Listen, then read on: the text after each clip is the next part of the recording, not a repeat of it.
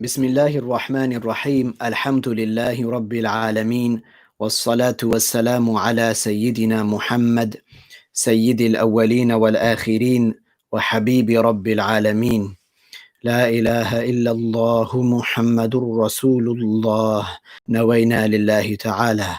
We make our intentions on this blessed night as it is the night of Al-Jumu'ah.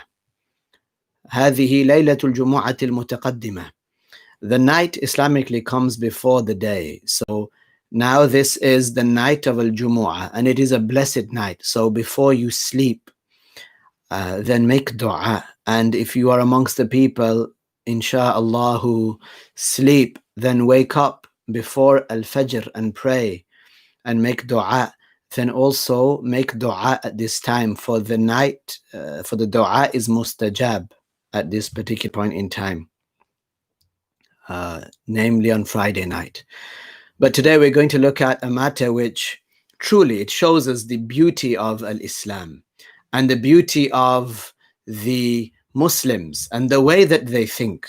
So we had previously mentioned Al-Waqf when we went through talking about the Hagia Sophia, which was originally a cathedral, and then it was converted. It was made al-Waqf. It was made into a masjid by a Sultan Muhammad al-Fatih, who purchased it after destroying the crosses that were in it. With his own money, then he purchased it, and he said, وَقَفْتُ هَذَا مَسْجِدًا, that he has made this into a masjid. And after al-Waqf occurs, and we'll explain a little bit what al-Waqf actually is, after something becomes a masjid, then that buqa'ah, that area, will be raised to paradise. It will be raised to Al-Jannah. And the judgments of that area also change. There are specific things that happens to this area and things that you cannot do now. So you can refer to that particular video that is, I believe, on this channel, inshallah, under the title Hagia Sophia. But today, we'll speak about more examples of Al-Waqf, so you can see the beauty of Al-Islam. Okay, the Muslims live their lives in such a way that they intend, where they can and when they remember and so on, that they are doing these matters for the sake of Allah. So they're always thinking with the hereafter, with Al-Akhirah in the foreground. So wherever they are able, they should, and a lot of them do, they should intend that they are doing a good matter for the sake of Allah Tabaraka wa Ta'ala. And so they can turn that matter into a worship. Now, Al-Waqf is an example of doing that. In Al-Waqf, what a person does is they take an item that is it's not something abstract. It's an item that they take and they convert that into, or rather they restrict its use. They prevent it from being used except in certain things. So restricting a particular item that you own for it to be used for a particular matter until the day of judgment, doing that for the sake of Allah, this is called Al-Waqf. Let's look at some examples of Al-Waqf. You can have a land and turn that into a masjid. It could be anywhere where you own the land and you say it's a masjid, that will become a masjid. And that's it, then it can't be changed. Like, for example, also like I gave an example of having a cup and wanting this cup to remain in the masjid, to be drank from it by people who come to the masjid. So what is the bigger picture behind this? Sadaqah jariyah. So that your account of good deeds continues ticking over even when you're in your grave. So the intelligent person learns the rules of Al-Waqf, and then they apply Waqf in certain places. So it's Sadaqah jariyah. Imagine this. Imagine you go to a masjid and you have a cup or something of that sort. You buy it and it's in a poorer country. and you make it waqf, and you teach people about al-waqf. You teach those people what it means, that you can't use it for this now and that and so on. So as long as people remain using it, even if you return back home, okay, sometimes when you travel, you feel that, it's as though I've left another world behind. Okay, the time difference, that plays a part. The food, the air, the weather. So it's kind of, then you forget about it. It's completely different. Then you forget about it. Imagine then when you're in your grave, or even when you're not, you're still getting reward for a waqf that you set in a particular place. But in order for you to benefit from that, in order for you to, in one sense, profit from that, you need to learn about it. It's not enough for you to just have a good intention. So the purpose of al-waqf, to set something as al-waqf after learning about it, is for the reward, for sadaqah jariyah. So people in the past, they thought of many ways that are religiously compliant in which to acquire more reward. And the intelligent person thinks about these things. And then if they don't know, then they ask. Okay, so let's give examples, or some examples of that. So in the past, people used to make places, they used to have a waqf for the feeding of birds. Subhanallah, look at that. Only the Muslims, right? They would make waqf for feeding birds. Why? Because the Prophet alayhi salatu wasalam said, "Fi kulli kabidin ratbatin sadaqah," that in every moist liver, literally, in every moist liver there is sadaqah. Meaning that if you feed an animal which it is not sunnah to kill, then this animal that is alive, you would get reward for it if you did that for the sake of Allah. If you feed a bird for the sake of Allah Ta'ala, you put some bread in your hand and you feed a bird for the sake of Allah, you get reward for it. Thawab. Look at how Islam, it encourages mercy to animals. The Prophet alayhi salatu wasalam said about a woman that trapped her cat and did not allow it to eat. She starved it. The Prophet alayhi salatu wasalam said that she would be punished in the fire. This Muslim woman would be punished in hellfire for some time. The Prophet alayhi salatu wasalam said that if you feed an animal that is alive, an animal that it is not sunnah to kill, so it's not a harmful animal, then you would get reward. Look at that woman who was a prostitute. She used to sell her body. She used to use her body for money. وَالْعِيَاذُ بِاللَّهِ تَعَالَى. She would commit zina almost on a daily basis, you would imagine, to acquire money, and the money is haram. That money would not be her money, but she would attain this money. And then she was a Muslimah from Bani Israel. Excuse me. Something, Allah Tabaraka wa Ta'ala created within her heart this feeling of emotion, feeling compassionate for this animal. And it was a dog. Now, sometimes dogs can be beneficial for guarding and so on. But this dog was panting, such that it's mentioned that its tongue was stretched out flat on the earth. So it was, you would seem to think, almost on its last breaths.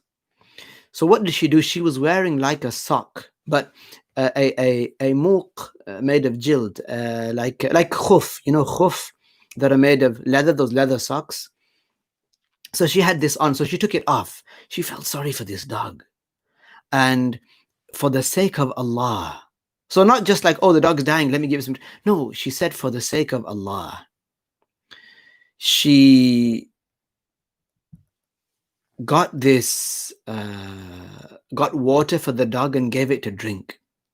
This comes under the hadith of the Prophet ﷺ, that a person would be rewarded for feeding such an animal, and she was forgiven.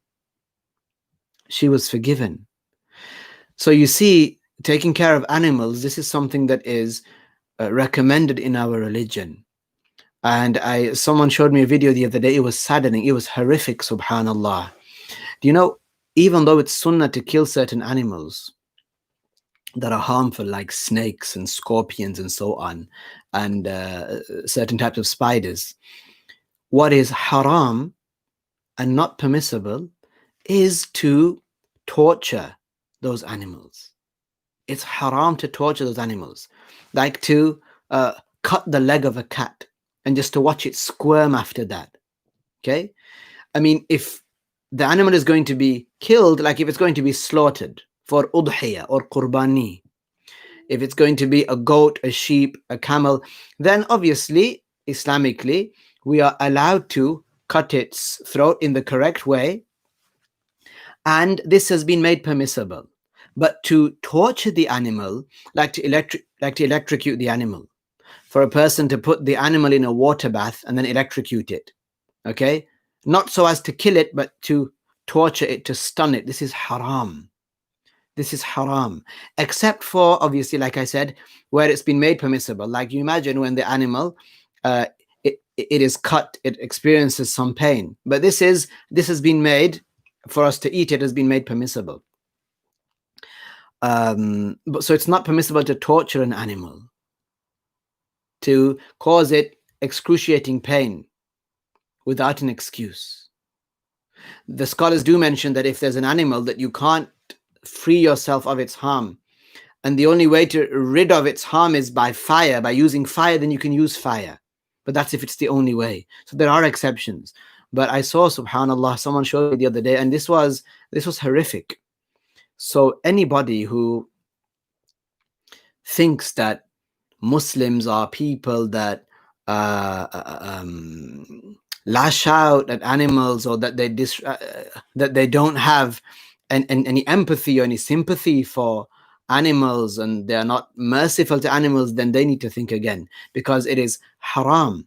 According to the Muslims, it is haram in the laws that Allah revealed for a person to torture an animal. Someone, like I said, sent me a video where they had I don't remember now what it was, a cow of some sort, and they had it tied up, and because obviously it was moving around, they wanted to calm it down. So what they did was something wrong. What they did was they tied it up and they had it lifting on a crane. Okay, so it was lifting up like this on a crane.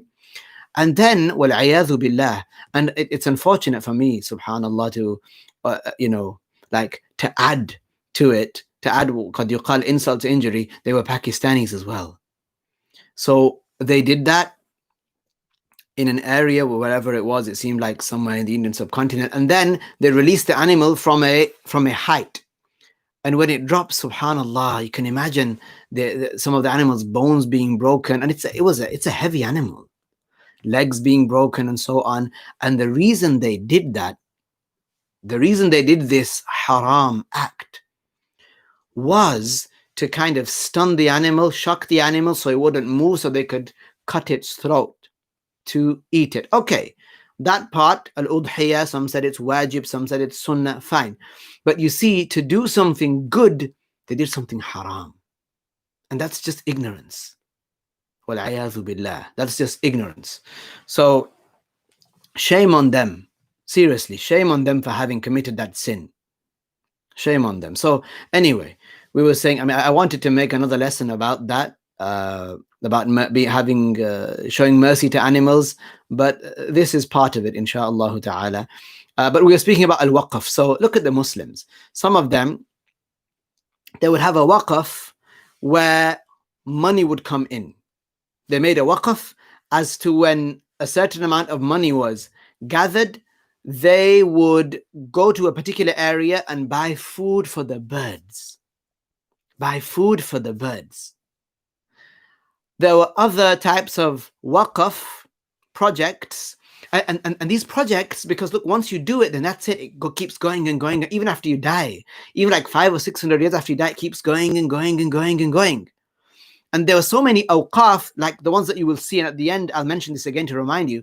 There were so many awqaf, which is plural of waqf, that when some of the British and the European powers, so to speak, when they wanted to tear down the Ottoman Empire and they wanted to do it in bits to divide and conquer, they asked one of the khulafa, one of the caliphs, to close some of the awqaf because they saw that they were self-sufficient.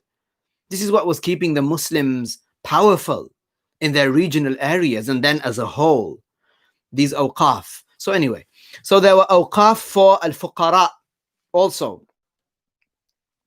And there were awqaf for the orphans. Like some people had a land and they said that I'm going to grow trees on this land. Okay? Palm trees. And like in Damascus. And they said that this land, I'm making it waqf for the orphans, meaning orphan children who lose their fathers before pubescence. Only they can eat from the fruits of these trees. So the dates that come from these trees, only they can eat from them. So this is why Al-Hafiz An-Nawawi, when he was studying in Damascus, and there was a lot of injustice at the time, and people had stolen awqaf, and they had come over the awqaf, he wouldn't eat. I mean, they had kind of possessed these areas that had been waqf, and An-Nawawi wasn't sure, was it these areas that were waqf or not? So he wouldn't eat from the fruits of Damascus. Can you imagine that? Why? Because to use the things that are waqf in other than what they were prescribed for is haram. So he wouldn't eat it. Every week or every fortnight, his mother used to send him some bread from the area in which he was brought up in outside Damascus. Ninwa, I think it was. Or Nawa. Afwan, Nawa. So his mother used to send him some fruit and used to send him some bread. He wouldn't eat from Fakihati Dimashq, from the fruits of Damascus. Another amazing waqf was waqf al-sahan. Now this is amazing. And Ibn Battuta is also going to describe it later. And I'll read an excerpt from his book, his famous book. So waqf al-sahan, what was this? Waqf al-sahan was that a person in those days would send a child with a plate, or they would send a servant, okay, with a plate. And what would happen a lot was, you can imagine kids with plates or people with plates, they would drop them. They would be taking them from one place to another and they would drop them. Now, what would usually happen is if the child went back home, then you can imagine the mother or father would not be very happy, right? Yeah. Okay. And likewise for the slave, they would feel that it was felt that their masters would actually do haram and be unjust to them. As for disciplining the child, this is something else. As for hitting a khadim, a Muslim slave unjustly, this is haram, right? So some intelligent people, may Allah Ta'ala raise their rank. What did they do? They said, look, what we're going to do is we're going to make a waqf on plates. So because it happens so much that people go out and they drop their plates, like children and so on, and we fear that they would be harmed, what we're going to do is let everybody know that this area, we're making it waqf for plates. Whereby if you drop a plate, right? So if you're going from A to B, and on the way, you drop a plate and it breaks. What to do is bring us the plate. So you're going from A to B. So go to C instead. Bring us the plate, the broken plate, and we will give you a new one that you can take to B. Subhanallah, who would have thought of that? The Muslims. The Muslim or the Muslims that thought of that, think about the sadaqah jariyah that they would have been receiving. Whenever a plate breaks, they have brought calmness and tranquility to a Muslim's heart. Like, oh, it's no big deal. Like, in one sense, like I'm not gonna get beaten unjustly. Wal-'iyadhu billah. Let me just take this plate to that place, and then they would hand in the broken plate, and then they would give them a new plate that they would take back. Hey. Ajaibul waqf, mashallah. So this is one of the things that they would do when it came to al-waqf. And there would be great reward in this. Great reward. Another type of waqf that would take place. Another type of waqf that would take place would be for the ones that cannot go to Hajj. So there would be money that would be gathered for those that, and subhanallah, just I want to point out that the Islamic system of government, ma ahlaha, yani, how sweet it is, how beautiful it is. Think about that. Just think about it. So those who were not able to perform al-Hajj, there were people, normal people like you and I, who had made waqf, where money would come into that waqf, and that money would then be given to someone who would perform al-Hajj on behalf of the person who was not able. So they would give him that money, like it could be me, for example. They would give me the money, for example, and they would take care of my family, right, while I go and perform al-Hajj on so-and-so's behalf. There was a waqf, subhanallah, look at this. There was a waqf for tajheez al-banat. Tajheez al-banat is like when you, I don't remember what they call it in our language. I'm sure some of you will be saying it at home. But when you prepare your daughter, when you're marrying your daughter off, you get her married, and then when she goes to his house, you prepare things with her that you would give her usually, right? You might give her furniture. For example, you might give her something to cook with. You might give her a pair of clothing and other things. What do they call it? In Arabic, they call it a jihaz. I don't remember what they call it in our language, in Punjabi or Urdu. But I am sure you know. So there used to be a waqf for this, for the girls that were poor. Subhanallah, for the Muslim girls, the daughters that were poor, whose parents were poor, who couldn't afford it, they would just rely on the waqf. And the waqf was self-sufficient. The money would roll over. It would keep coming in. And so that waqf, that money would be used for this, for one's daughter. How beautiful is that? Al-waqf. So it was used for the brides whose families were too poor to provide al-jihaz for them. The things, the commodities, the things that they would need for their house to start their new life. Likewise, there was a waqf, there was money being collected specifically for people who were taken as prisoners of war. Daj. There you go. May Allah protect my mother. Daj tiyar karna. Maybe it's like that, right? So that's for the female, the one who's getting married. So another type of waqf was prepared for those people who are prisoners of war in a non-Muslim land. So to free them. So this money would be collected to give money so they would be freed. Okay, likewise, a waqf was prepared for someone who was lost. They would have money prepared, and then if someone comes, they could give him zakah, huwa ibn sabil, or they would have a waqf. So anyone gets lost, you give them enough money to go back home.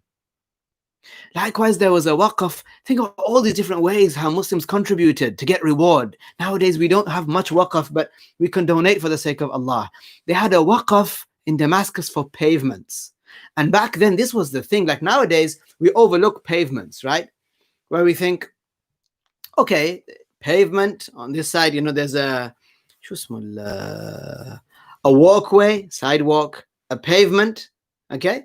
And then you have a road and then the pavement, a path on this side and this side. So this was the big thing about Damascus. And there was actually a waqf for this, where people collected money, Muslims collected money so that they could produce more of these in Damascus.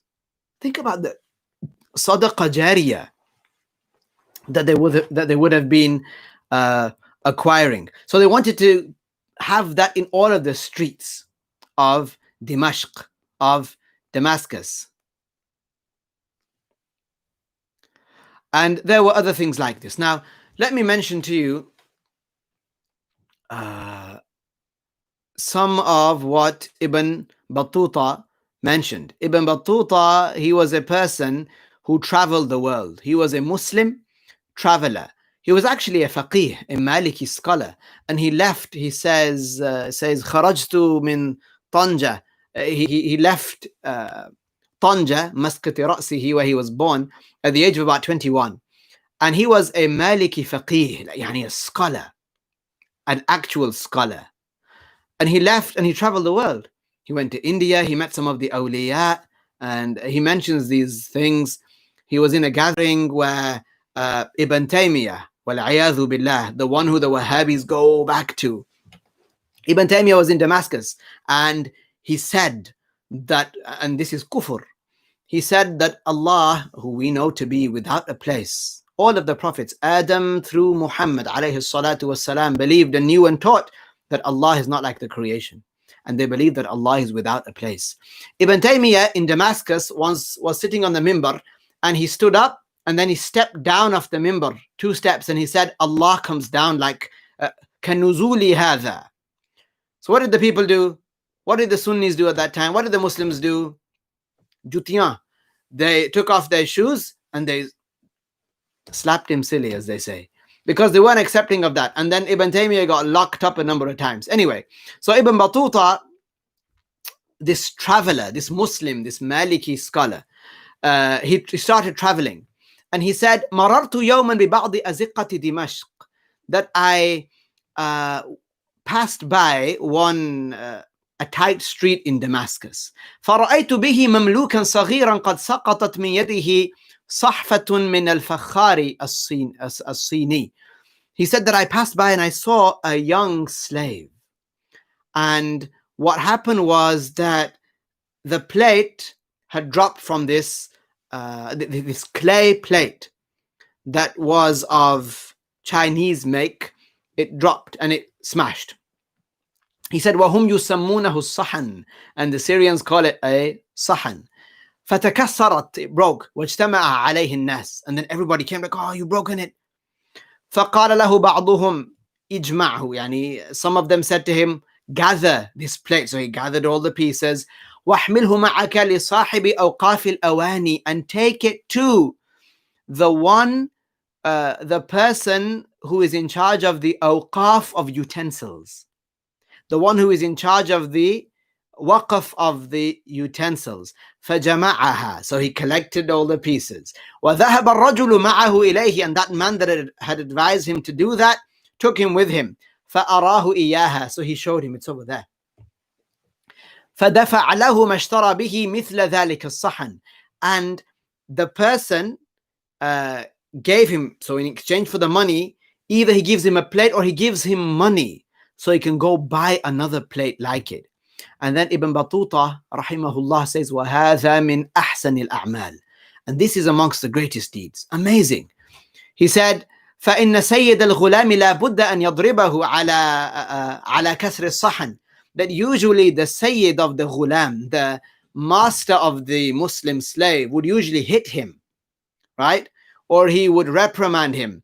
فَيَنْكَسِرُ قَلْبُهُ, and so his heart would break. It would break his heart, because why is his master hitting him? So this is called فَيَكُونُ, he said, الْوَقْفُ جَبْرًا لِلْقُلُوبِ. It's like the heart, this waqf is like something that mends the hearts. Jazahullahu or Jazallahu khayran man tasamat himmatuhu fil khayri ila mithli hadha. He made dua. He said, may Allah compensate the one or reciprocate the one whose himmat, whose determination and motivation is such that he would do deeds such as this. Amongst the greatest awqaf, I think we've gone over time, but amongst the greatest awqaf that the Muslims had was in the hospitals. In the hospitals, what they used to do was that they used to give, they used to have waqf where they give food to al-marda, to the people that were ill. They used to give them to eat. And likewise, they used to give them utensils specific to them that others would not be able to use.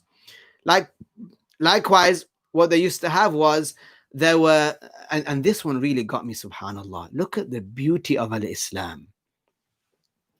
The people in the hospitals that were suffering from insomnia, okay, those that couldn't sleep, okay, they used to have a waqf where they had people in the hospital, okay.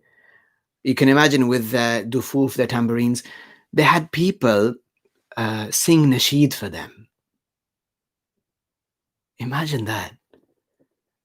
Out of love for your Muslim brother, they would have people, there was a waqf like that, where they had people recite nasheed, like mada'ih, recite nasheed for the people, the Muslims that couldn't sleep, because they had this condition until they fell asleep. So you can imagine, like 24/7, they would have people, obviously on a rotation, shifts, people who would come and they would recite nasheed for these Muslim brothers or sisters that can't sleep. That's the beauty of Islam. Look how important that is, and look how amazing that waqf is.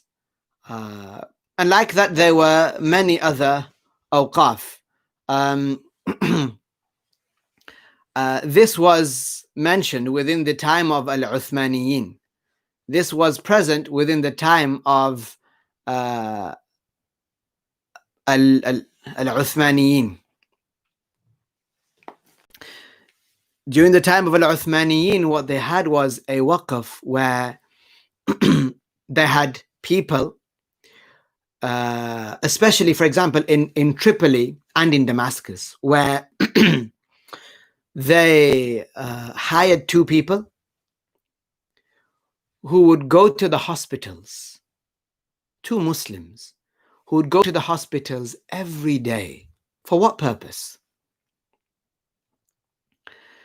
They would go to the people that were ill in the hospitals to sit by them and talk to them, for the sake of Allah, hoping that by giving them hope, by talking to them, they would give them hope, so that their situation would become better, so that the redness and some happiness would return to their faces. This is amongst the most amazing awqaf that I've heard of. And there are others. Awqaf for treating animals, specific sets of money that were being collected to treat animals that were ill. A cat whose leg has been amputated, for example, or who is blind, or and so on. These awqaf existed. There was a waqf for greenery within Damascus, trees, and so on. There were awqaf for cats, and I think you get the idea, subhanallah. Subhanallah, yani. This is the beauty of al-Islam. And there are many of the awqaf were lost later on. Much of the awqaf were lost because of الاستعمار, يعني شو الاستعمار, because of foreign occupation. There you go. because of foreign occupation, the French and the British and others like that. So many of the Awqaaf were lost. But this was something that was keeping the Muslims together, subhanallah. So find ways, permissible ways, and ask first. If you can make a waqf somewhere, you would get reward for it, as long as that is being used. So, MashaAllah. Anyway, we'll stop there today. Walhamdulillah, wassalatu wassalamu ala Sayyidina Muhammad, Rasulillah, sallallahu alayhi wasallam.